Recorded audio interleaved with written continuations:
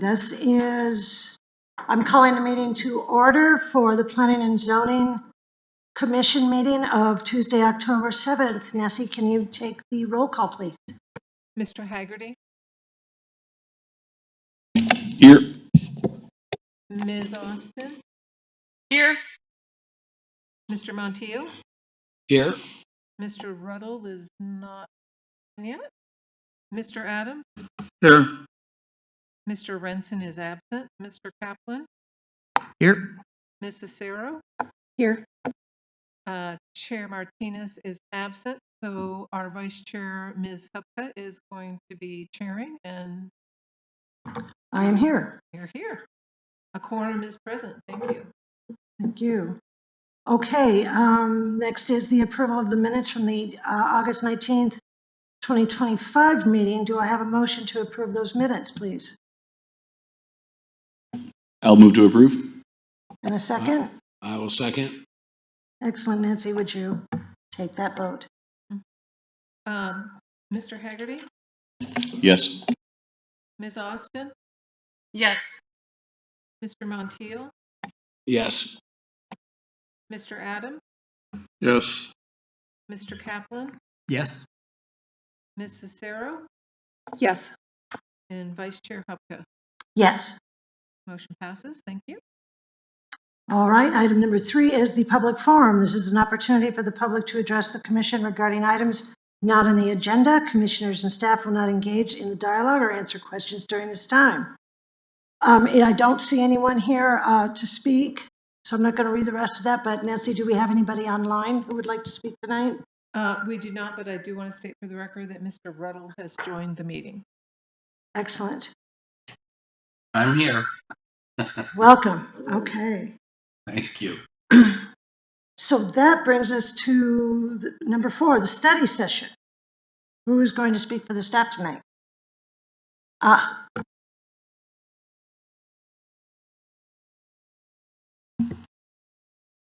Good evening, Jackson Higgins, Assistant City Attorney. Nice to meet you all.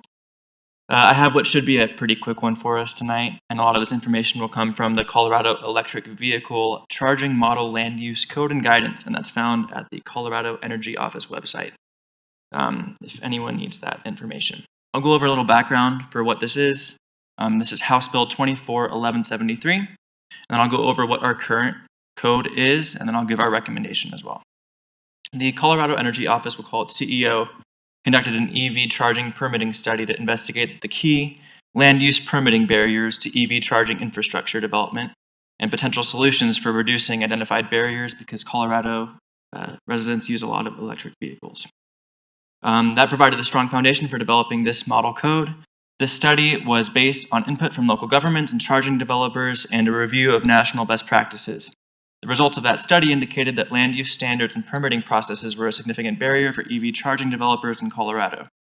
This is largely because many jurisdictions don't yet have specific standards or processes defined for such projects, being a relatively new expanding project type. So Governor Polis signed into law on May 21st, 2024, House Bill 24-1173. The law requires subject jurisdictions to take one of 3 compliance actions, including adopting the model code compliance path. The law directed the CEO to develop the model code document to provide a no-cost technical assistance to local governments to help them integrate the model code into their existing land use codes. And again, it was really developed for people who had not yet developed their own code or their own system.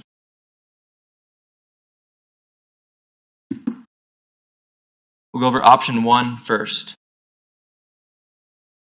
For option 1, subject jurisdictions may adopt an ordinance or resolution to incorporate the same or less restrictive standards and permitting process as those in the model code. The model code provides required and recommended standards and processes for regulating EV charging development and essential information for subject jurisdictions to implement them.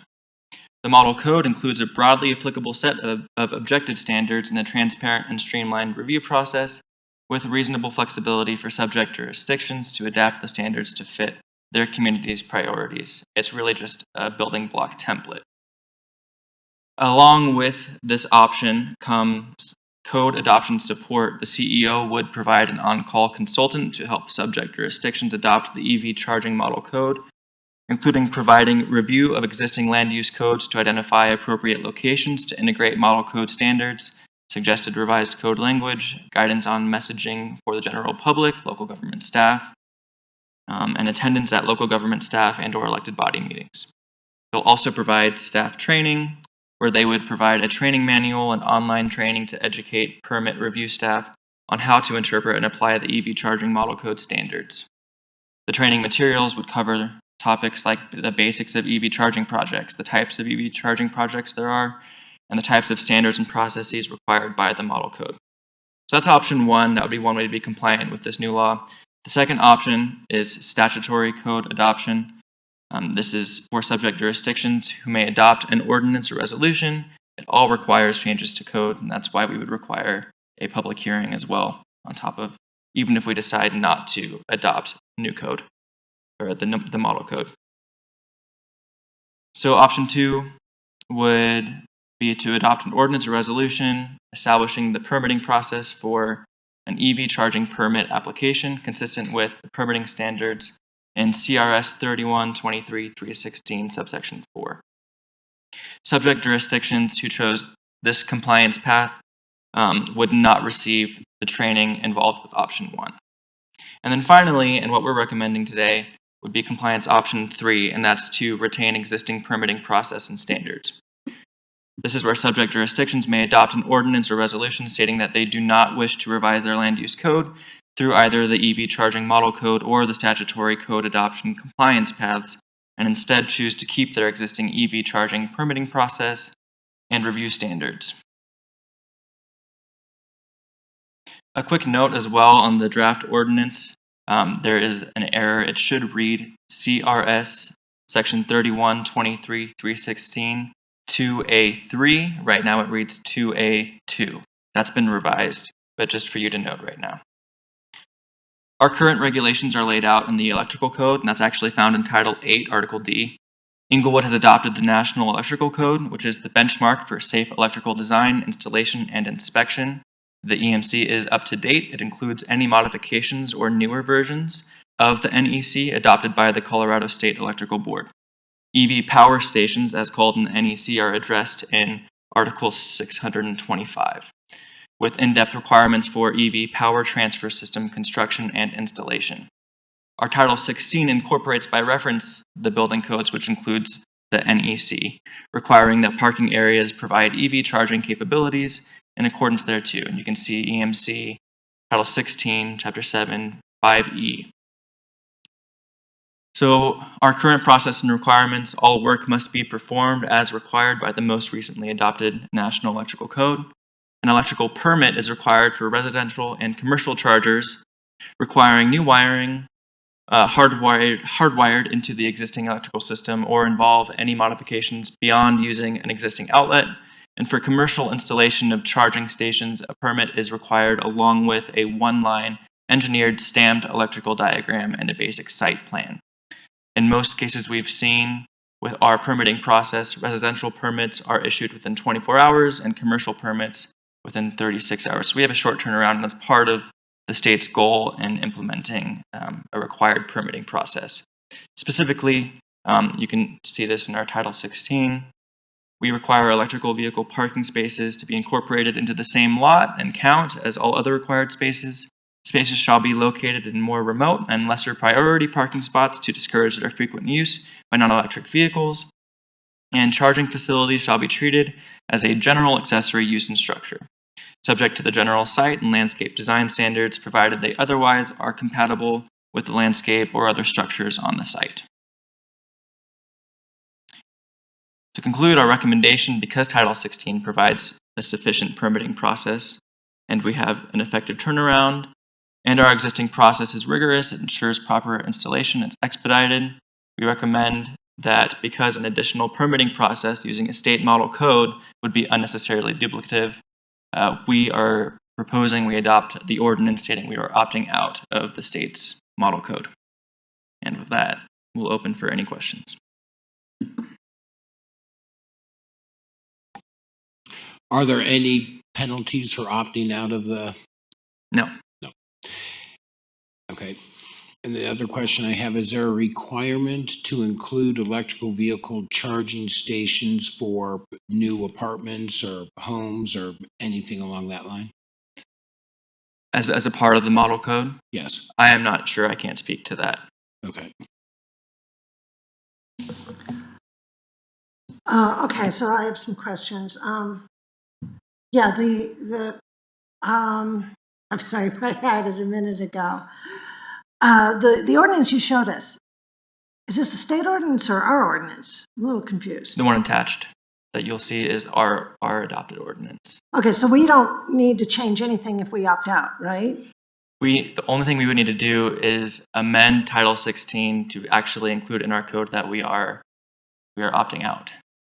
And Okay. so that's why we have an ordinance, why we have to adopt code even if we're opting out, not changing our code. We have to adopt something saying we're not changing it.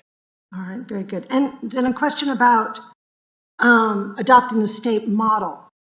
Would that put us in the same kind of setting a precedent predicament with the loss of local control as some of the other mandates that the governor has put out for grant requirements? It's not attached to any grant requirements. It's actually, if you chose to use the model code, it comes with a lot of leeway, and they would work with the city depending on what the city's specific needs were. That's why, as it reads, it looks like it's specifically meant for cities that don't currently have a process. Okay, thank you. Actually, if I can just weigh in on that as well, there are grant requirements, but opting out doesn't affect the cities or any ability for grants to be received. Which I think is different than what it was for the other ones that you're referring to. So I think that was your ultimate question. Yeah, I want It to make is that clear different, to yeah. everyone, that it's not quite the same. But we don't have that kind of predicament in this.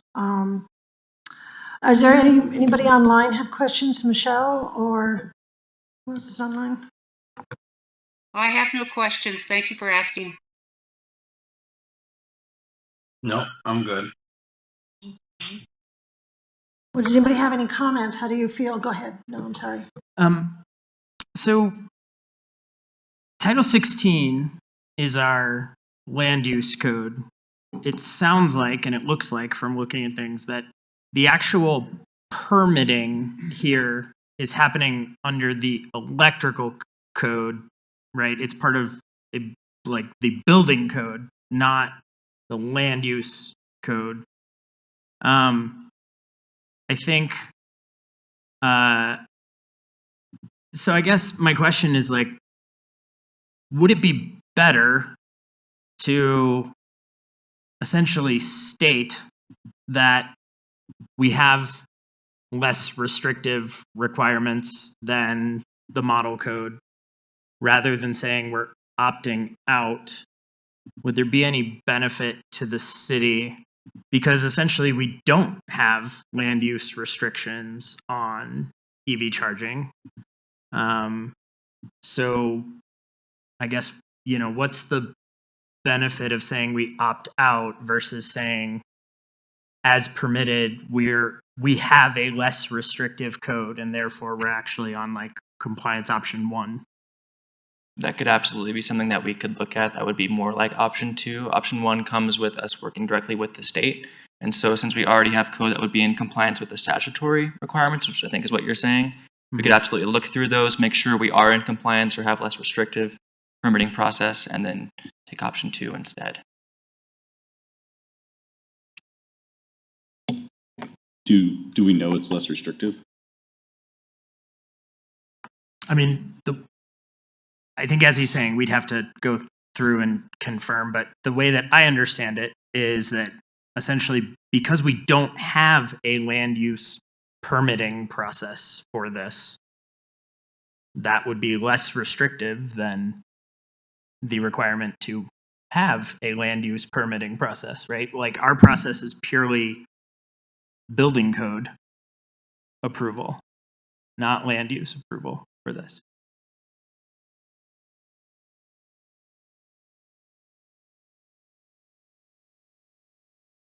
Well, this is represents, the third option represents probably the best efficiency of, right, of using the title. It preserves autonomy, minimizes disruption the most, you'd say? Yes. Can you show the three options on the screen again? Yeah, of course. Thank you.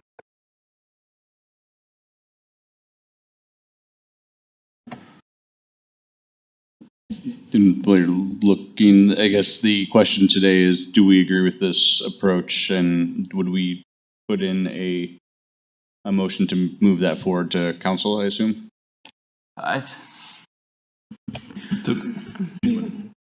So today's just a study session. We still have to notice it like we would do with any other Title 16 amendments before it comes back to you for a public hearing. Yeah, we're just seeking a consensus on which option the commission would like to pursue. Yeah, also about option 2 then, if we were to pursue that, do you anticipate any staff costs, more staff, more expense for the city? That might be a better question for the chief building official to go through that, but we can get that information and get that back to you all. Oh, well, I think that's something that council would ask. I will just tell you, I would be for option 3, opt out. It just seems like the simplest and least burdensome. And I might note that we have worked on design guidelines for new EV charging stations. They're not requirements, but they do point people to the right sections of our code that may become applicable and just give some tips and design, not really rules, but just kind of direction for them. Do we want to take a straw poll? Real quick question, and I think you kind of alluded, or maybe Eric, you did. Brian, can you recall in our parking section of the building, I'm sorry, the development code, UC, do we have specific EV requirements, or is that, we stay mute to that? I think we kind of remember talking about it, but I don't remember what we ended up. No, we don't have requirements for like a specific number. The section, the ordinance at the back of your packet actually has all the references out of that section of EV parking in Title 16. And I think what Jackson is explaining is he just added one extra note underneath all of what's existing. It all points to the building code. Okay, I thought we had something that said like they should be ready for electrical, like that had to be, or did we not even put that in? Okay, all right. I'll straw poll. I'm in favor of number 3. Yeah. Okay, yes or yay, which one would you pick? I would pick number 3, opt out as well. Seems like we have everything in place and it's just additional burden on the city staff. Very good. Noah? Yeah, so I'm fine with option 3. I would like to see us consider taking this opportunity to make some other revisions within this 16.7.4 in the municipal code. I think, one, the paragraph that says, EV charging spaces should be in a more remote or lesser priority parking spot, to me, is not something that we should be necessarily putting a thumb on the scale for. Like, why not put the EV charging spots in the most desirable place so that people with electric cars have a benefit? That might be, at the very least, I think we should be silent on it. And then I feel like section 3, where it talks about, subject to general landscape design standards, gets a little into subjectivity here, where I feel like what this law is trying to do is to say that essentially this should be a by right kind of use, and that any standards need to be clearly objective, which it sounds like we're saying that's what how our standards are applied. So if that's the case, I would rather us not have this kind of language in there that says, compatible with other landscape design standards, because to me that leaves open the possibility of kind of subjectivity entering into this. So I would be fine with option 3 and making this change to say we're opting out. I would like at the same time to maybe remove some of this other language and just be clearer that this is a by right use without this other stuff. Amy? I agree with Noah. Oh, So okay. I would be fine with 3, but I like the idea of removing some of that other language later. Carl? Are there any, the three options, or would it vary between one option or another, whether it's an existing house or a new house, or existing apartment or a new apartment? And then also that's 110 or 220. 220 would have to be a little more restricted because of the heat generated by it. I cannot also speak to that, so I apologize. What was your question? The existing house or new housing or existing apartments or new apartments, or is one of the options going to cover all that? This really just looks at permitting process. It doesn't make a distinction between what type of development or anything along those lines. It just says, the way I understand this is the state has said you can adopt the state model parking process, create your own process, or opt out of the process. We're opting out because what we have currently is we only require electrical permitting for a new facility. And 220. 220 versus 110. 220 generates a lot more heat and there's more fire access to, it's a little more dangerous than, can it be put in a wood structure garage or whatever? I can get you in touch with a building official and she can talk to you about that. This really doesn't go into that much detail. Who are you? I'm Jackson. It's nice to meet you. I'm the new assistant city attorney. So this is the first time you're seeing me. It's nice to meet you. City assistant, the deputy assistant attorney? Assistant city attorney, yes, sir. So sorry, this is getting static. So there's the city attorney, which is Tamara Niles, and then I'm the deputy city attorney. I'm Victoria McDermott, and then this is the assistant city attorney, Jackson Higgins. Okay. Thank you. How about online? Stefan, any questions? Yeah, this is Michelle. I think we need to focus in on what we're really trying to do here. And while I understand the comments that Noah made about maybe changing things, the only change that what we're trying to look at today is just basically number 4 and that we have opted out. And I think we should stick with that rather than trying to change other things in the code, because that's going to be an entirely much bigger and longer process. So I would just focus in on let's just approve what the city has written, that we're opting out, and that's the only change.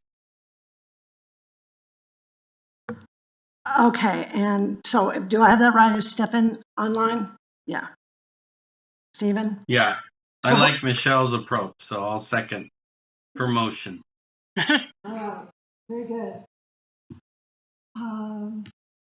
All right, if there's nothing else, I think we kind of have that wrapped up. I have another You have question. another? No, I have something. I do. So the language is currently in Title 16, talks about it as an accessory use.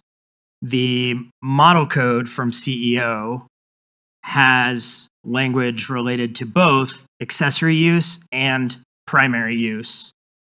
How would a primary use case get approved under our current process? Like if somebody wanted to take one of the used car lots and turn it into a site that its primary use was as a commercial charging station, where does that get approved? So if you're looking at an entire site being redesigned for like a EV gas station, if you will, they would have to go through the entire site permit process, review process, because you're developing an entire site now. If you're looking at it just as an accessory use, yeah, it goes through our accessory permitting process, which generally just requires the permits associated with it.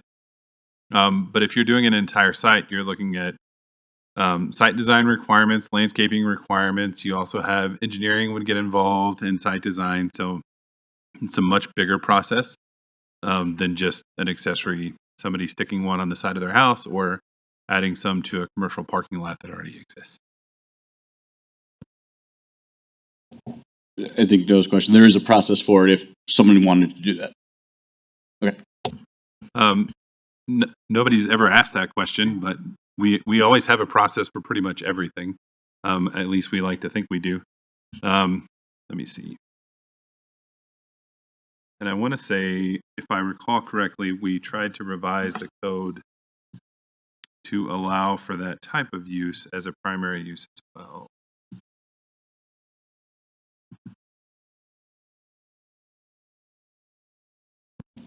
So while you're looking for that, as long as we're still here and vamping, I don't think it would cause any more issue to look at this. If we're changing the code, we're changing the code. It's going to open it up regardless. So if there is a time to change it, it is now. Obviously, I don't think that has to necessarily be decided today. I think it would be decided in the study session. Or, I'm sorry, not in the study session, in the actual hearing. But maybe something, if you feel strongly one way or the other. I mean, I don't know that I think these are wrong terms in here, but are they necessary? It does feel a little excessive to say that they have to be in a remote or lesser parking area, or that's probably the only one. I think I'd be okay with the other one. So just, I think we're opening the code regardless. I don't think it's any different than if we were just adding this line. Thank you very much. Very Thank you nice all. to meet you. Congratulations. Thank Good you. job. Thank you. Okay, staff's choice. Do you have anything, Brian? The only thing I have is you might have seen Nancy's email from earlier today that many of you have expressed. I'll just read it. A few of you have expressed interest in updating the CIP prioritization tool.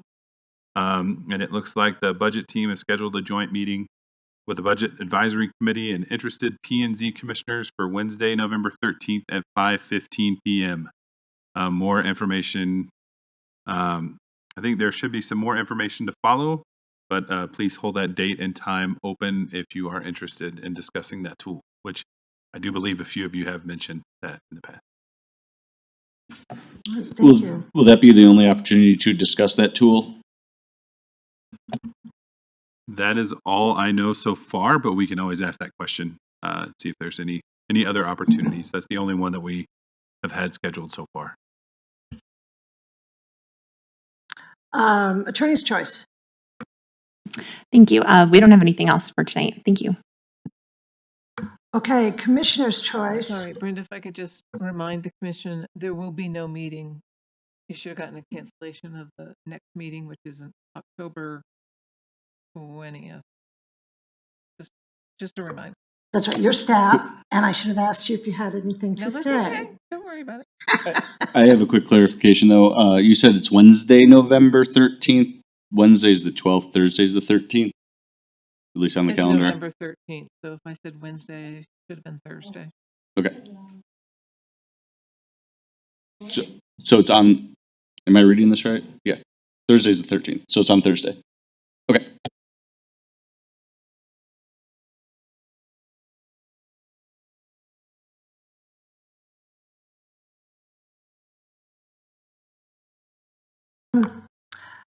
A commissioner's choice. I have something to say tonight, but we'll go down the line.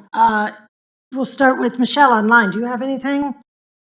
I do not have anything, but just to help Nancy out, the cancellation of the P&Z meeting is on the 21st, not the 20th. So Okay, thank you.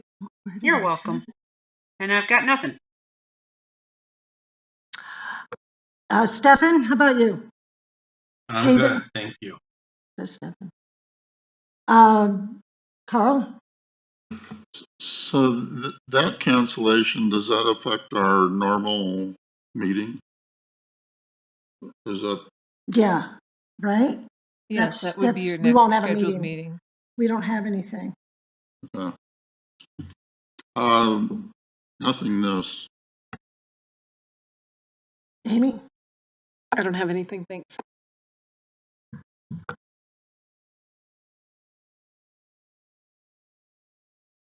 Oh, sorry, an update from City Council about the Chick-fil-A. Did you guys hear council meeting on that? They, Councilmember Anderson suggested an amendment to remove our suggestion to put on the trees on the back on the north side because there were already trees. And they also removed the requirement that there be handicapped outside because it's already handicapped sidewalk outside. But the good news is they did require Chick-fil-A to maintain the landscape in front of the mural so that it doesn't cover the mural. So I just want to let you all know that. And the other thing that you could be paying attention to in City Council is the capital budget and how they funded that the capital fund this year. What they did and what we were really supposed to do was they just prioritized, used the first, say, looks like 18 lines, added in art in public places, and that's what was funded this year. Later on, they did find another $400K available. I don't know where that came from, but they were able to add in neighborhood traffic calming and the Little Dry Creek Plaza. But the point I want to make is that the way we did it, with going down and picking all the tier one price capital improvements and then just squashing the prices down to fit, that was not regarded by council at all. They did not pay any attention to that because that's not the way that we're budgeting anymore. The act of ranking is how we budget. So that's why I would recommend, if you want to see what they did, I have it right here. I can leave it out. I also have everything that was left unfunded. So I would encourage everybody to come to that November meeting.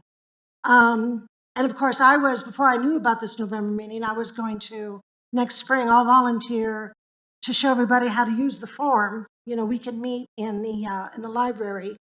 But yeah, basically, if we want to be considered, the act of ranking is how we budget. And what we would do is we would pick the first rank, we would pick all our ranks until we reached that. This year it was 7.5, and then you stop at 7.5. If we want to make a case for anything below that, then as a group we could try to do that. But doing it again like we did this year, we would need to all decide to do that together. Otherwise, the ranking is how we budget. I just want that to be clear. And I'll hang on to it so we have it next spring when we go to do this. Thanks, that's all I had. Just a quick follow on that. So we've talked before about the budget and how a lot of the items, like, road maintenance, for example, are not a single project. And so there's no reason we shouldn't be able to change the amounts that are allocated to those things and ask city staff to prioritize within that line what is most important. So I think what that demonstrates to me is that we really do need that additional information.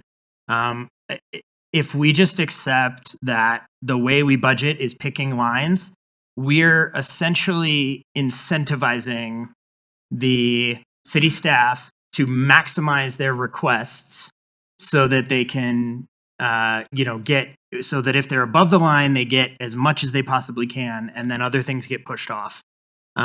Whereas if we can know a little bit more about what is in a given line item, especially where it's not a clear single project, and kind of what the priorities are within that line item, that gives us the flexibility to do the kind of work that we did this time, where we're trying to adjust the amounts. So I'd really like to see that going forward, because I don't think that is I don't think just going down until we hit the maximum number is the right way to do this, because a lot of those line items should have flexibility within them, and that's part of what we're weighing in on.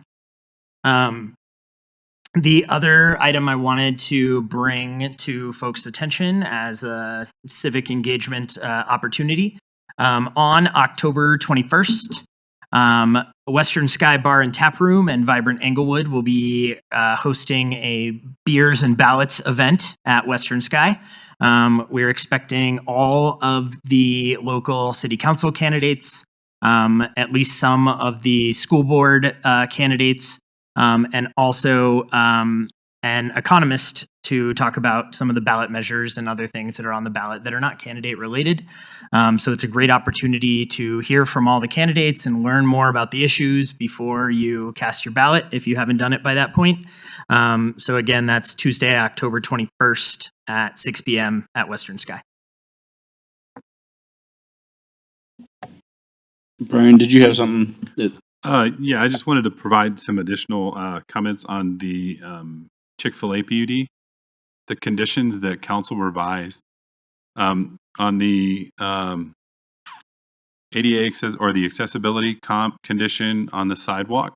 Staff went out and verified that the existing sidewalk is compliant, so that we verified that everything was okay. So the concern from Chick-fil-A side was that if the conditions existed on the ordinance, they exist on that ordinance in perpetuity until that ordinance is changed. So those conditions can kind of linger out there if there's ever a transaction, things like that. So they had some fear that if these conditions still existed in the future, they may cause some concern. So staff verified the accessibility route on the sidewalk. Their plan had been updated to include the trees, so council removed the condition about adding new trees because they already existed. And then I believe they kept the condition on the landscape strip, but revised it to include language about new landscaping couldn't be taller than 2 feet, to give it more of what Noah was mentioning earlier was a very objective approach, because just saying don't cover it or something along those lines could be considered very subjective from their stance. So they kind of clarified that one for you. Thank you. Thank you. And Yeah, I don't have anything specific other than excited to talk about that budgeting tool, because if that's the only way that we're able to provide influence, I think that needs to have some additional features in it that can allow us to do that. Or if that's not going to be the process, then it shouldn't be a P&Z process to provide that if it's not going to be taken into account. So I'm excited about the 13th. We'll see where it goes. I don't have anything further. okay, that adjourns this meeting. Thank you. Yeah.